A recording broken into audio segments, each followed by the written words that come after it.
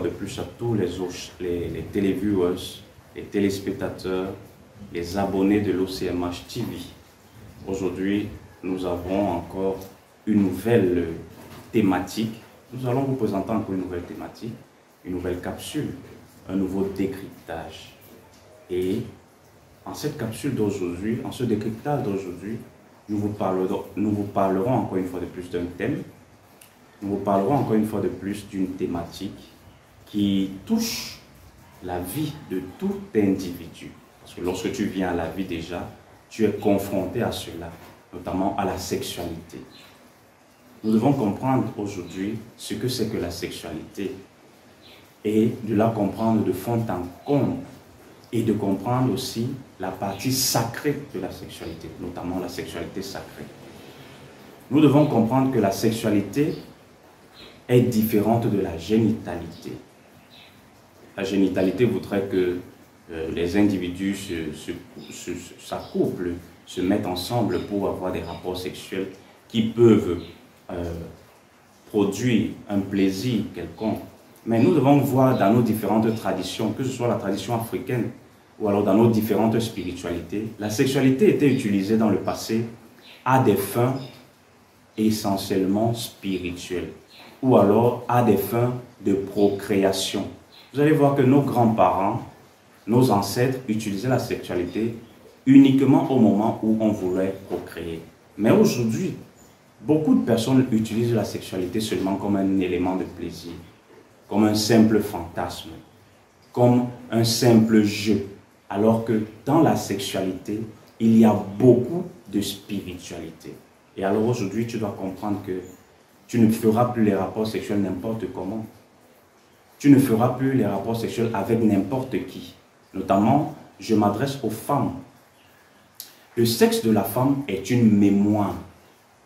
Le sexe de la femme est comme un disque dur qui enregistre tout ce qui entre en elle. Donc cela veut dire que si une femme a connu 10 hommes, elle a enregistré tout le patrimoine spirituel et génétique de tous ces 10 hommes.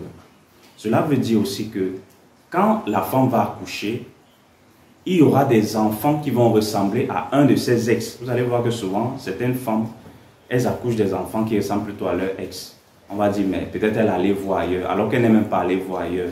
C'est le patrimoine génétique de son ex-copain qui est encore en elle. Parce que tout homme qui a déposé son sémen dans la matrice d'une femme, cette matrice-là est comme un réceptacle, est comme un calice. Cette matrice-là est comme un disque dur qui emmagasine. Alors, si l'homme et la femme n'ont pas pu avoir un accompagnement spirituel adéquat pour pouvoir vider ces mémoires qu'elle a accumulées, alors au fur et à mesure que le temps passera, elle aura toujours ces retours-là, elle aura toujours ces sensations-là. Cela veut dire que, regardez par exemple, vous les jeunes filles ou les dames, vous avez connu votre ex, mais vous ne l'oubliez pas. Pourquoi vous ne l'oubliez pas? Parce que sa mémoire est encore incrustée à vous.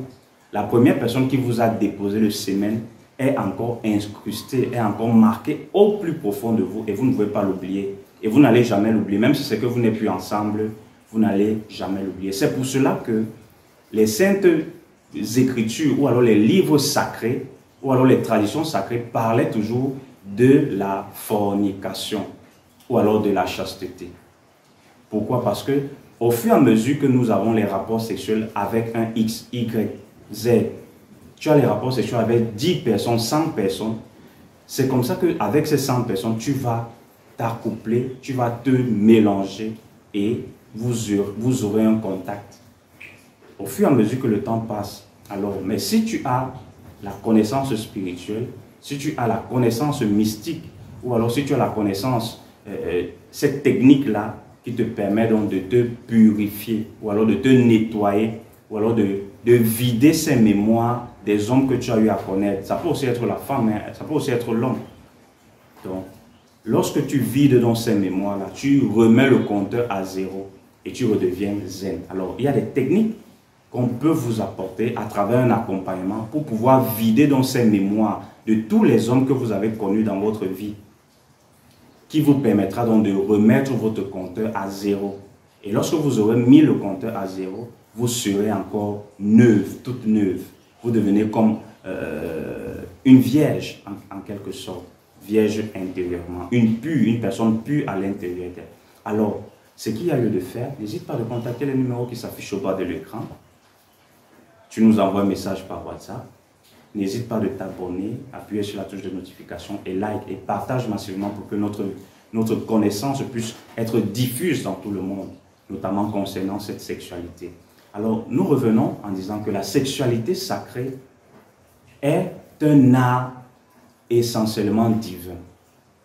Vous allez voir que dans la tradition indienne, on appelle l'art du Kama Sutra. Pourquoi on parle de l'art du Kama Sutra? Pourquoi? Parce que c'était un art qui était réellement fait pour l'élévation spirituelle. Il y a aussi ce qu'on appelle le tantrisme yoga, qui est un art qui permet à ce que l'individu puisse atteindre la réalisation du soi à travers certaines positions sexuelles, pour ne pas seulement aboutir à l'éjaculat, pour ne pas seulement aboutir au plaisir, à la sensation du plaisir, mais pour aboutir à l'extase, qui est la plénitude, qui est l'état absolu. Alors, c'est ce à quoi nous tous nous devons tendre, à l'extase, qui est la plénitude, qui n'est pas le plaisir. Donc, nous devons faire la différence entre l'extase, qui est la plénitude totale, l'ataraxie, au plaisir, simple plaisir que tu rencontres un homme, tu rencontres une femme, allez, un coup, vous vous rencontrez et basta, c'est fini. Non. Il faudrait que nous aboutissions à la réalisation du soi. Et pour aboutir à la réalisation du soi, il faut pratiquer ce qu'on appelle la sexualité sacrée.